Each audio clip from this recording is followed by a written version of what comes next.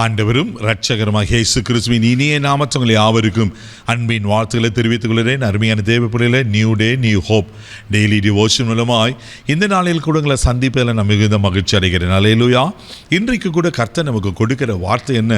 2 Samuel புஸ்தகம் 22ஆம் அதிகாரம் 33வது வசனத்தை கூட வாசிக்க கேட்போம். தேவன் எனக்கு பலத்த அரணானவர், அவர் என் வழியை செவ்வைப்படுத்துகிறவர். இது தாவீது நன்கு அறிந்திருந்தார். தேவப்பிள்ளையில எத்தனையோ முறை சவுல் தாவீதை கொல்லணும்னு நினைச்சான். பாருங்க, பெரிய கோலியாத்து தாவீதுக்கு விரோதமா வந்தான்.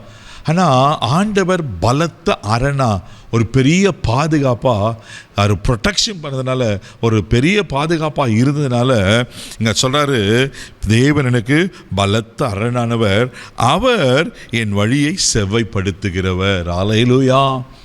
ஆண்டவர் உங்களுக்கு பலத்த அரணா, பெரிய பாதுகாப்பா இருக்கும்போது யார் உங்களை தொட முடியும்?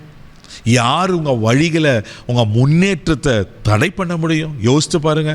அதனால தான் எங்கள் தாவீது சொல்கிறார், அவன் என் வழியை செவ்வைப்படுத்துவார். நான் போகிற பாதை அவர் அறிந்திருக்கிறார்.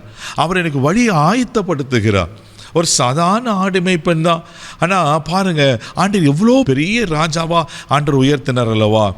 உங்கள் வாழ்க்கையில் கூட அவர் பலத்த அரணாக இருக்கும்போது தெய்வ பிள்ளைகளை பயப்படாதீங்க. அவர் உங்களுக்கு முன்னே போய் வழியை ஆயத்த பண்ண, வழியை செவ்வைப்படுத்த, அப்படின்னா சரி செய்வதற்கு அவர் உண்மையில் இருக்கிறார். நாகும் தீர்க்கதரிசன புஸ்தகம் 1ஆம் அதிகாரம் 7ஆம் வசனம் கூட வாசிக்கும் போது தீர்க்கதரிசி இப்படியா சொல்லுகிறார், வாசிக்க கேட்போம். கர்த்தர் நல்லவர், இக்கட்டு நாளிலே அரணான கோட்டை தம்மை நம்புகிறவளை அறிந்திருக்கிறார். பாருங்களேன், பியூட்டிஃபுல்லா இருக்கு. கர்த்தர் நல்லவர், இக்கட்டு நாளிலே அரணான கோட்டையா.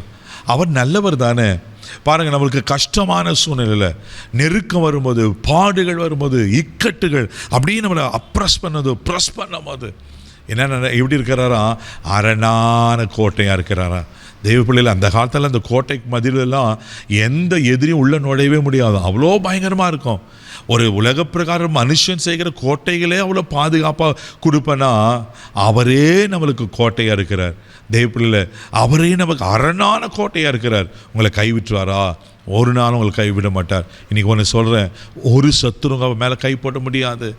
ஒரு மனுஷன் உங்களை மேற்கொள்ள முடியாது. ஒரு வியாதி உங்களை மேற்கொள்ள முடியாது.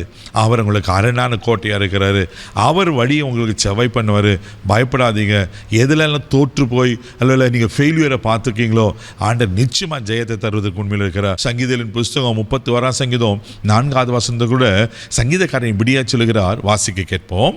அவர்கள் எனக்கு மறைவாய் வைத்த வலைக்கு என்னை நீங்களாக்கி விடும், தேவரீரே எனக்கு அரண். பாருங்க, அவர் நமக்கு ஏன் அரணா இருக்கிறாரு?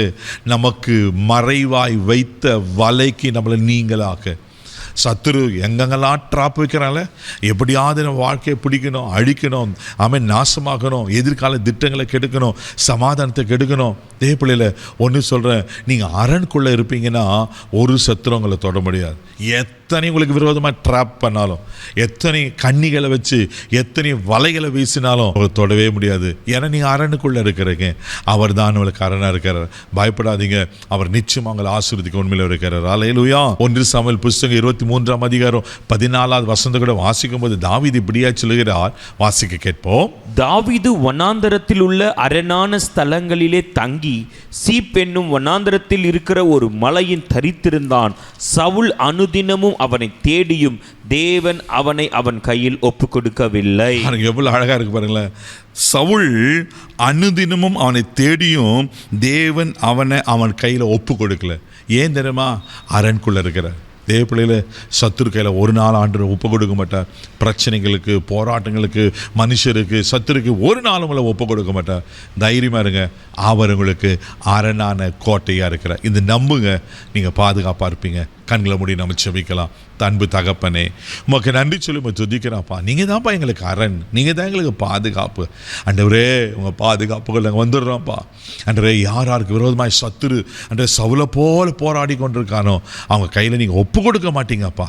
பாதுகாத்துக்கொள்ளுங்க. அன்று கிருபைக்கு ஒப்பு கொடு, எல்லா தீங்குக்கும் விலைக்கு காத்துக்கொள்ளும். அன்றே தாவீது சவுல் கையில் ஒப்பு கொடுக்காதது போல, சத்துரு கையில் ஒப்பு கொடுக்காது போல இவர்களையும் ஒப்பு கொடுக்க மாட்டீங்க, எனக்கு தெரியும். பாதுகாத்துக்கொள்ளும். இந்த நாள் முழுதும் கரம் எடுத்து நடத்தும். கிருபைக்கு ஒப்பு கொடுக்குறேன் இயேசுவின் மூலம் ஜெபம் பிதாவே, ஆமென். அவர் உங்களுக்கு அரணா இருக்கிறார். தைரியமாக போங்க. God bless you.